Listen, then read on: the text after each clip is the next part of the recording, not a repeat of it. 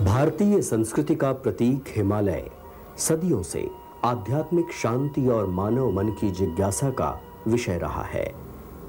इसी हिमालय के मध्य भाग उत्तराखंड में स्थित हैं पंच केदार। धार्मिक आख्यान है, महाभारत युद्ध के बाद पांडव जब शिव जी के दर्शन के लिए हिमालय के इस क्षेत्र में पहुंचे तो भगवान शिव उन्हें दर्शन नहीं देना चाहते थे, इसलिए महिष रूप में धीरे धीरे भूमि में धंसने लगे। लेकिन पूर्ण रूप से विलुप्त होने से पहले ही पांडवों ने उनके पृष्ठभाग के दर्शन कर लिए।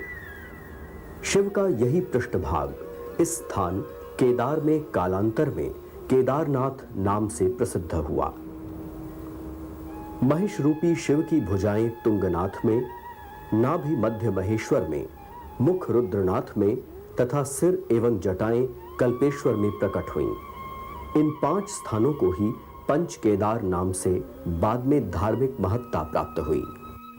भगवान शिव के 12 ज्योतिर्लिंगों में से एक है केदारनाथ।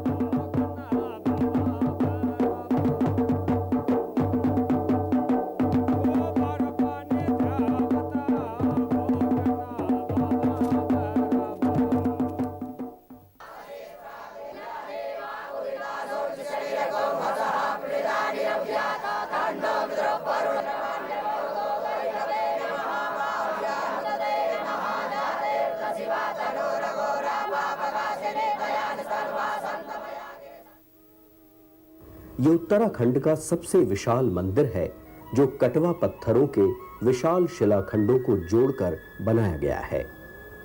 पत्थर भूरे रंग के हैं और विशाल आमलक के चारों ओर कत्यूरी शैली की काष्ठ वेदनी है। सभा मंडप विशाल और भव्य है। इसकी छत 4 विशाल पाषाण स्तंभों पर आधारित है। ऐसा प्रतीत होता है कि अत्यधिक बर्फ पड़ने तथा ग्लेशियर खिसकने से मंदिर संरचना को कई बार क्षति हुई होगी।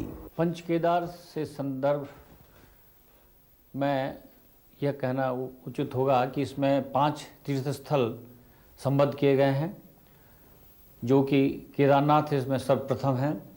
केदारनाथ जब हम जाते हैं तो उसमें एक भव्य मंदिर के दर्शन हमें मिलते हैं।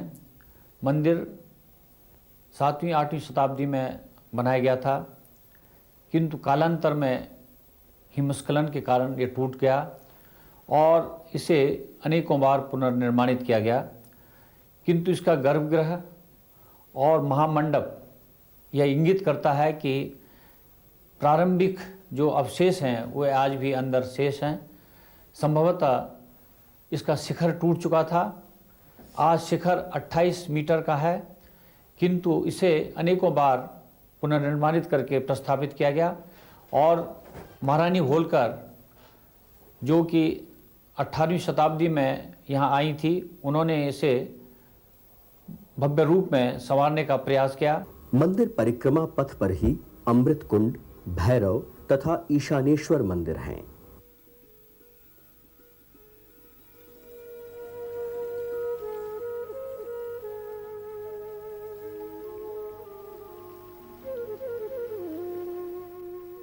केदारनाथ में हंस कुंड इत्यादि कई पवित्र स्थल हैं, जहां पर शास्त्रोक्त विधियों द्वारा अस्थियों तथा जन्म पत्रों का विसर्जन तथा पिंडदान किए जाते हैं।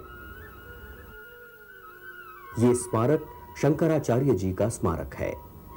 धर्म के पुनरुत्थान के लिए संकल्पित उस महान आत्मा के दिग्विजय अभियान का अंतिम चरण यहीं पर समाप्त हुआ था। 32 वर्ष की अवस्था में यहीं पर उनकी मृत्यु हुई थी। उनकी ये समाधि प्राचीन समाधि स्थल पर ही बनी हुई है। ये केदारनाथ के रक्षक भूखंड भैरव का स्थान है। पट खुलने और बंद होने के अवसरों पर यहां विशिष्ट पूजा होती है। प्रतिवर्ष लाखों तीर्थयात्री और पर्यटक केदार यात्रा करते हैं। यहां पर ठहरने के लिए धर्मशालाएं, होटल तथा विश्राम गृहों की पर्याप्त सुविधाएं उपलब्ध हैं। पर्यटक हिमालय के नयनाभिराम दृश्य तथा दूध गंगा की धवल धारा का आनंद लेते हुए केदारनाथ के छोटे से बाजार में फोटोग्राफ, चित्र इत्यादि खरीदकर अपनी यात्रा की स्मृतियां सजोते हैं। प्रतिवर्ष मई के महीने में मंदिर के द्वार दर्शनार्थ खोले जाते हैं और दीपावली के बाद यम द्वितीया पर कपाट बंद होते हैं। तब पूजा ऊखी मठ में होती है। वर्तमान समय में पंच केदार मंदिरों की व्यवस्था का कार्य रुद्रनाथ मंदिर के अतिरिक्त श्री केदारनाथ बद्रीनाथ मंदिर समिति के अधीन है। श्री बद्रीनाथ केदारनाथ मंदिर अधिनियम 1939 के द्वारा एक समिति का गठन हुआ है। उस समिति का कार्यकाल 3 वर्ष का होता है और यह समिति उत्तर प्रदेश सरकार द्वारा स्थापित की जाती है। यही समिति इन सभी तीर्थों की धामों की व्यवस्था करती है और इसके अधीन एक PCS स्तर का अधिकारी होता है जिसको मुख्य कार्याधिकारी कहते हैं। उसके नीचे और भी अधिकारी होते हैं। यही समिति मंदिरों के खुलने, उनके सब प्रकार की व्यवस्था उसका संचालन करती है। क्योंकि ये सब शीत प्रधान क्षेत्र में हैं, इसलिए अधिकांश स्थान षड्मासिक हैं, 6 महीने खुले रहते हैं और 6 महीने बंद रहते हैं। वैसे भी इन तीर्थों के बारे में प्राचीन मान्यता है। षड्मासे मानसन पूजा, षड्मासे देवशन तथा 6 महीने मानव पूजा होती है और 6 महीने देव पूजा होती है। क्यों क्षेत्र ही देव प्रधान क्षेत्र है। आज भी अनेक स्थानों पर यहाँ लोग बाघ जैसी बातें, यानी देवता का प्रवेश व्यक्ति में होता है और वो लोगों के भवितव्य के बारे में बताते हैं। ये पुण्य स्थल है। इसीलिए संपूर्ण भारत के लोग किसी न किसी प्रकार से हिमालय में आते रहे हैं। पंच केदार की यात्रा ऋषिकेश से आरंभ होती है। ऋषिकेश रेल मार्ग, हवाई मार्ग तथा सड़क मार्ग से देश के प्रमुख नगरों से जुड़ा हुआ है। ऋषिकेश में स्वर्गाश्रम, गीता भवन, लक्ष्मण झूला, राम झूला, शिवानंद आश्रम, त्रिवेणी घाट, परमार्थ निकेतन, भरत मंदिर आदि दर्शनीय स्थल हैं। यहाँ पर्यटन की भी सभी सुविधाएं उपलब्ध हैं।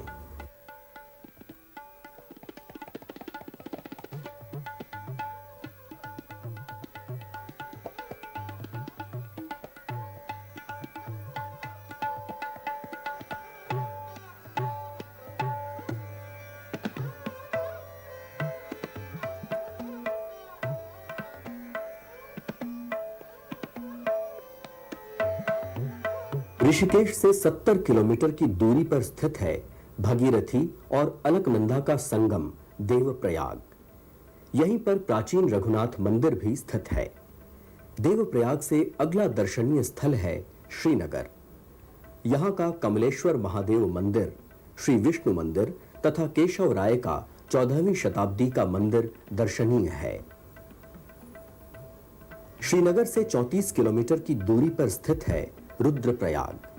यहाँ पर अलकनंदा एवं मंदाकिनी नदियों का संगम है।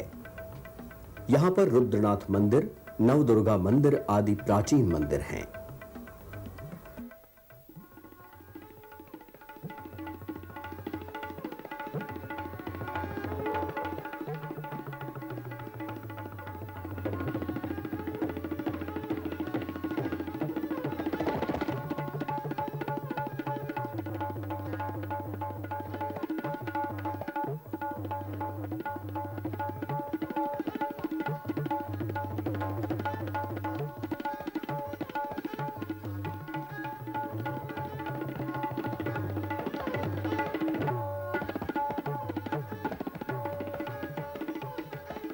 रुद्रप्रयाग से आगे बढ़ने पर अगस्त्य मुनि पहुंचा जाता है।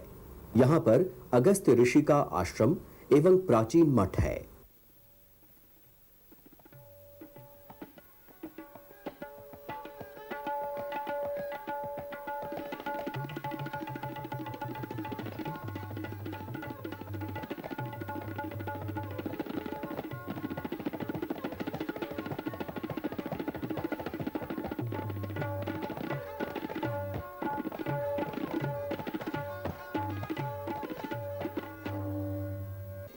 संपूर्ण मंदाकिनी घाटी अपने सुंदर प्राकृतिक दृश्यों एवं नदी के स्वच्छ सौम्य प्रवाह से पर्यटकों का मन मोह लेती है। चंद्रापुरी, गुप्तकाशी, फाटा, बड़ासू, रामपुर, सोनप्रयाग होते हुए गौरी कुंड पहुंचा जाता है।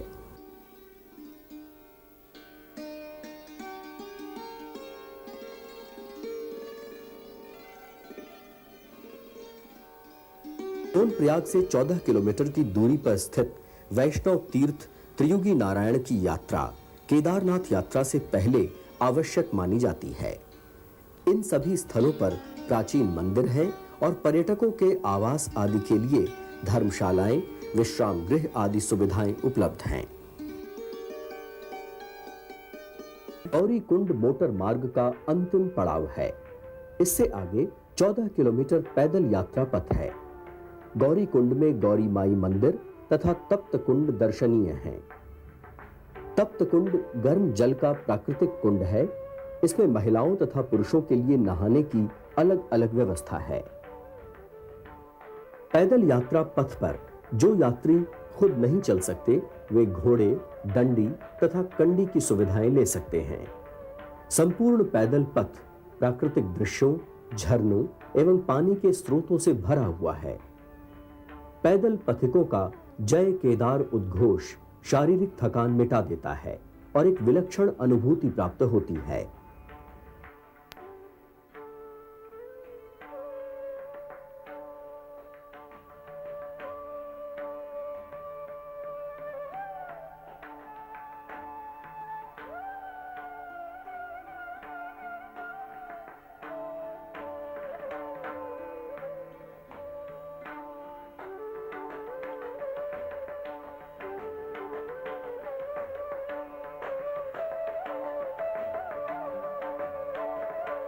यात्रा मार्ग पर यात्रियों के लिए अधिक सुविधा जुटाने के लिए उत्तर प्रदेश सरकार एवं जिला पंचायत चमोली प्रयासरत हैं।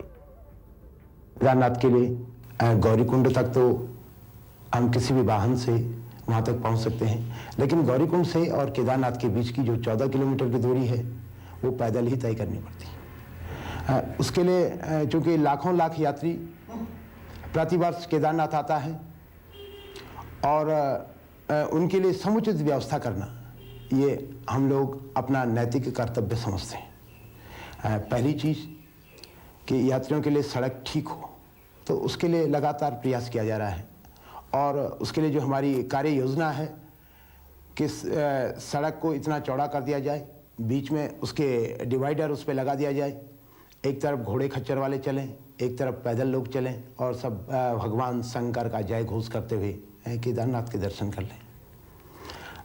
उसके मध्य भाग में जो 14 किलोमीटर की दूरी है, जहाँ कहीं पर भी स्थान हम लोगों को मिल रहे हैं, उन स्थानों पर हम लोग यात्रियों की सुविधा के लिए कोई यात्री पैदल चलते चलते थक जाता है तो उसके बैठने के लिए छोटा सा पड़ाव, तो कुछ बेंच हम लोग वहाँ पर बनाएंगे। उनके ऊपर टेम्परेरी टिन शेड की व्यवस्था करने जा रहे हैं ताकि यात्री बारिश से या धूप से अपने आप को बचा पाए। ऐसी जो घोड़ा खच्चर गौरीकुंड और केदारनाथ के बीच चलते हैं, उनको एक तो ठीक से रोटेशन की व्यवस्था हो, उसके लिए हम लोग प्रयास। पंच केदार यात्रा के लिए तीर्थ यात्री तथा पर्यटक देश के कोने कोने से तथा विदेशों से यहाँ आते हैं तथा प्राकृतिक एवं धार्मिक अनुभूतियों का हृदय स्पर्शी अनुभव प्राप्त करते हैं।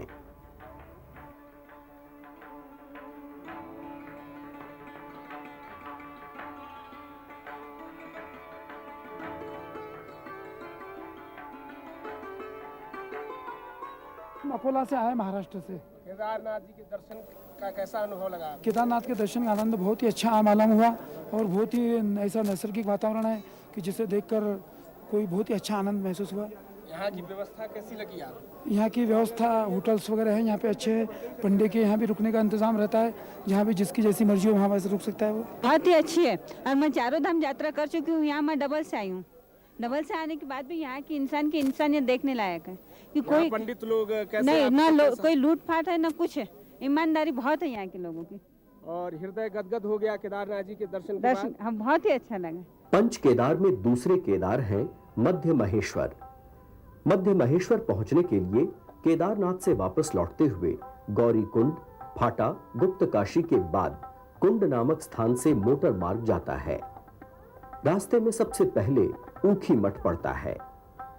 शीतकाल में केदारनाथ जी तथा मध्य महेश्वर जी की उत्सव मूर्तियों को डोलियों में रखकर यहाँ लाया जाता है तथा यहीं पर पूजा होती है।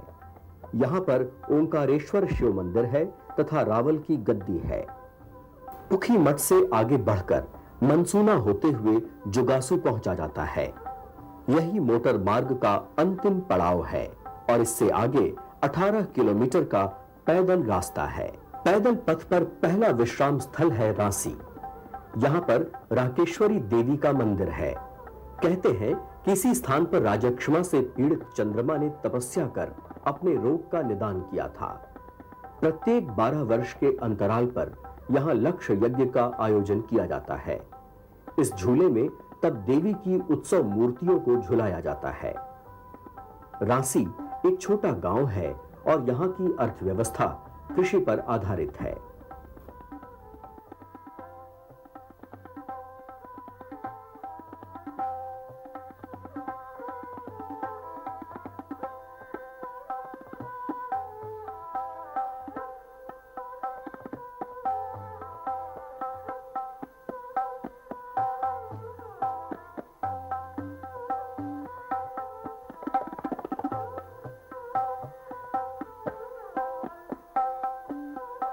रांसी से आगे बढ़ते हुए प्रकृति के अलौकिक दृश्यों का आनंद लेते हुए यात्री गोंडार पहुंचते हैं।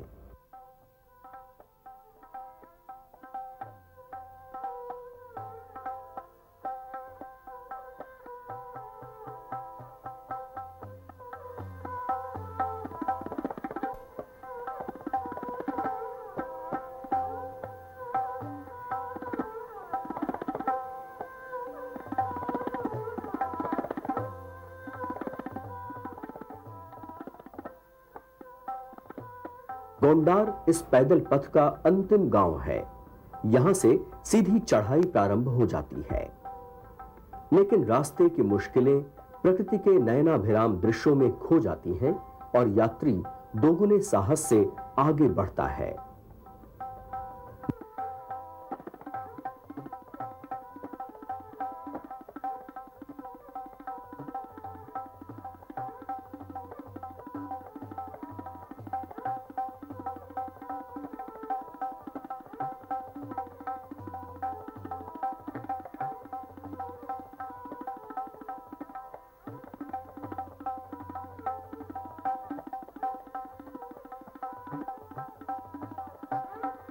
नानू से 6 किलोमीटर आगे मध्य महेश्वर मंदिर दिखाई पड़ता है। कत्यूरी शैली का यह मंदिर सुदृढ़ तराशे शिलाखंडों से बना है और काष्ठ छत्र युक्त है। पुरातत्वविद प्रोफेसर केपी नौटियाल के अनुसार प्राचीन जीर्ण मंदिर के स्थान पर इसे 14वीं-15वीं शताब्दी के आसपास बनाया गया होगा। मंदिर में स्थित कुछ पाषाण मूर्तियां 6ठी-7वीं शताब्दी की हैं।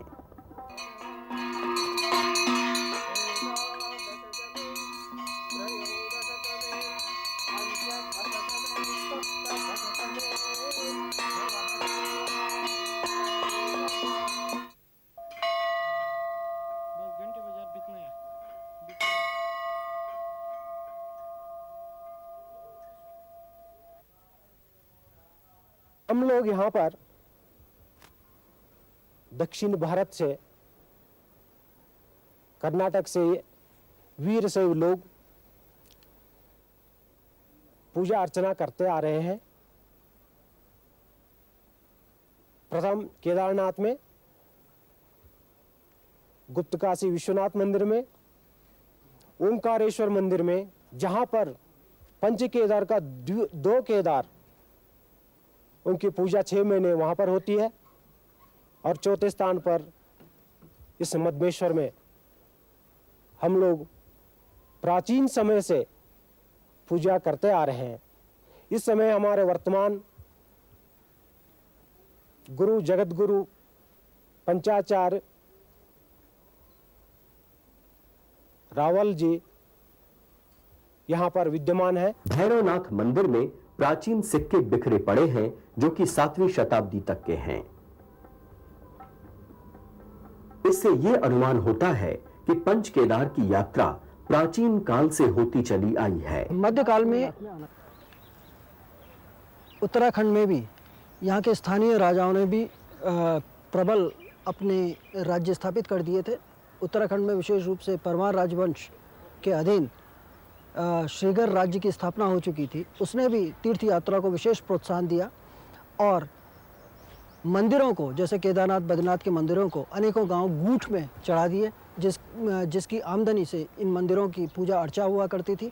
इसके अतिरिक्त तीर्थ यात्रियों के लिए तीर्थ यात्रा मार्ग के जो जितने भी गांव थे उनके ऊपर भी कराधान था, जो कि नाली के रूप में तीर्थ यात्रियों को अन्न आदि देने की व्यवस्था और उसकी जिम्मेदारी भी इन गांवों के ऊपर हुआ करती थी। तीर्थ यात्राओं पुनः काफ़ी तेज़ी से बढ़ने लगी अंग्रेजी राजकाल में भी, और अंग्रेज़ों ने भी तीर्थ यात्राओं के काल में जितने भी तीर्थ के मार्ग थे उनको उनकी मरम्मत करवाई, उनके चारों तरफ दुकानें बनवाई, चट्टियाँ जहाँ पर कि पैदल यात्री रुका करते थे वहाँ पर अनाज आदि रखने की और विभिन्न प्रकार की सुविधाएं रखने को मुहैया करवाने की वो दी।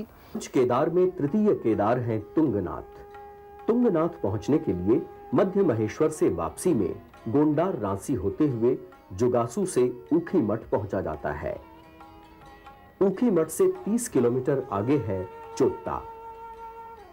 चोत्ता में गढ़वाल मंडल विकास निगम के तथा अन्य निजी एवं सरकारी विश्राम गृह हैं।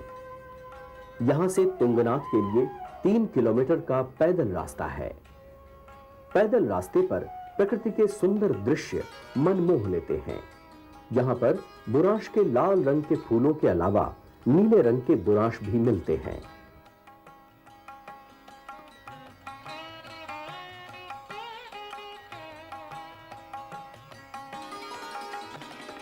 तुंगनाथ भारत का सर्वोच्च ऊंचाई पर स्थित शिव मंदिर है।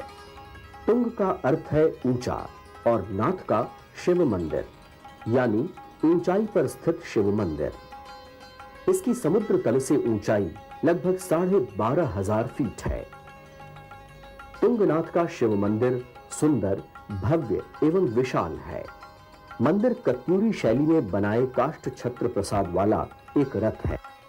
मुख्य मंदिर के बाहर 5 छोटे देवालय हैं, जिनमें गणेश, विष्णु, नंदा देवी तथा कई अन्य देवी देवताओं की प्रस्तर प्रतिमाएं रखी हुई हैं। वर्ष के अधिकांश महीनों में यहां बर्फ जमी रहती है। यहां पर आवास के लिए धर्मशालाओं की पर्याप्त व्यवस्था है। तुंगनाथ मंदिर की शीतकालीन पूजा मक्कू मठ में होती है। मक्कू मठ के मैठाणी ब्राह्मण ही तुंगनाथ मंदिर में पूजा और पुरोहित्य का कार्य संपन्न करते हैं।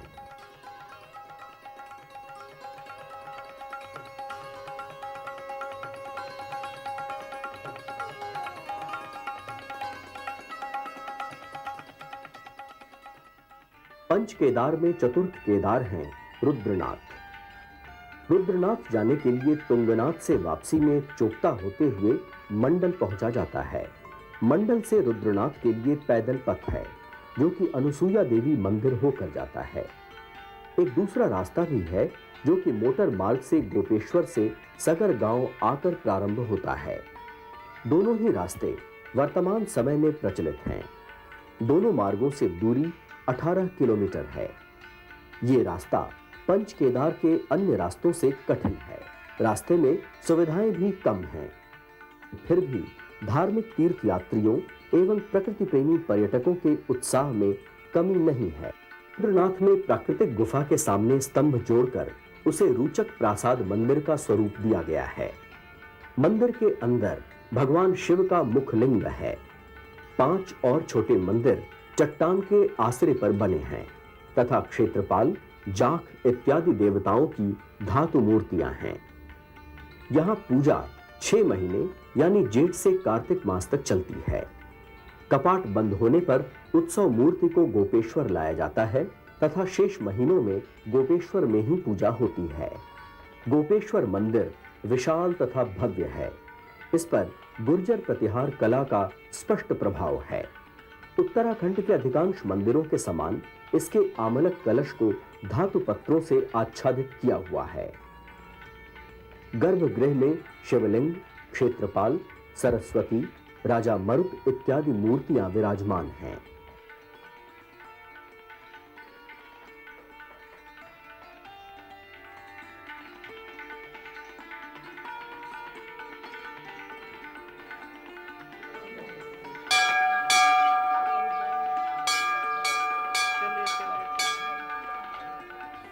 मंदिर प्रांगण में स्थित 16 फुट ऊंचे इस त्रिशूल पर 7वीं शताब्दी तथा 12वीं शताब्दी के 2 लेख भी उत्कीर्ण हैं।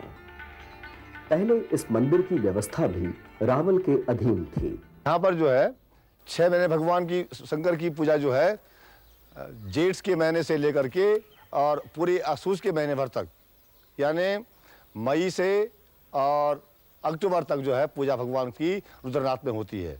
उसके बाद वहाँ पट बंद होने के बाद केदारनाथ बद्रीनाथ की तरह ही यहाँ पर भगवान शंकर की 6 महीने पूजा यहाँ होती है। उनकी यहाँ पर ये गद्दी है। केदार में पंचम केदार है कल्पेश्वर। कल्पेश्वर पहुंचने के लिए गोपेश्वर से चमोली पीपलकोटी होते हुए हेलंग पहुंचा जाता है। हेलंग से 10 किलोमीटर का पैदल रास्ता है। रास्ते में सुरम्य उर्गम उपत्यका पड़ती है, जिसमें नैसर्गिक झरनों एवं प्राकृतिक दृश्यों की अनुपम छटा निखरी हुई है।